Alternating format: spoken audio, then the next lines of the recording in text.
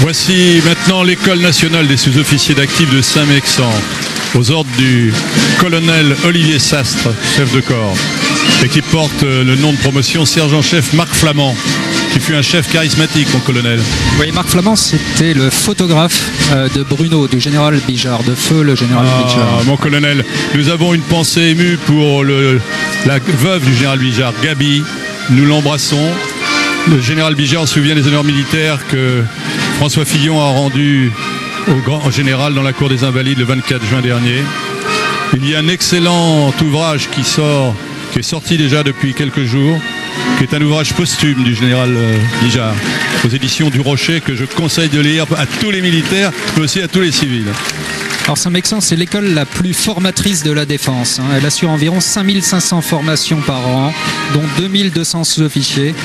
Elle forme ceux que l'on peut appeler les chevilles ouvrières de l'armée de terre, qui irriguent l'ensemble des formations de l'armée de terre.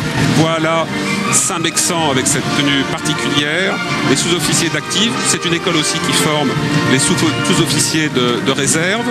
Promotion sociale toujours, 50% de ces militaires sont des EVAT, des engagés volontaires de l'armée de terre, c'est-à-dire des soldats qui sont parmi les plus brillants, qui vont devenir sous-officiers, qui pourront devenir officiers. 50% ont le niveau bac, parfois un bac avec un niveau supérieur. Vous n'avez pas de grande armée sans ce corps d'encadrement que sont les sous-officiers.